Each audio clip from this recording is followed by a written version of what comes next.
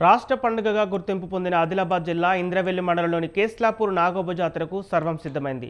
పుష్యమాస అమావాస్యను పురస్కరించుకొని ఇవాళ రాత్రి 10 గంటలకు నిర్వహించే మహాపూజలతో ఈ జాతర ప్రారంభం కానుంది. మొస్రం వంశీయులు మంచిర్యాల జిల్లాలోని హస్తినా మడుగు నుంచి కాలినడకన సేకరించిన పవిత్ర గోదావరి జలంతో నాగోబకు అభిషేకం చేసి 7 రకాల నైవేద్యాలు సమర్పించడంతో జాతర అంకురార్పణ జరుగుతుంది. ఈ అపూర్వ ఘట్టాన్ని వీక్షించేందుకు తెలంగాణతో పాటు మహారాష్ట్ర, మధ్యప్రదేశ్, ఛత్తీస్గఢ్, ఒడిశా రాష్ట్రాల నుంచి ఆదివాసీలు పెద్ద సంఖ్యలో తరలివస్తారు.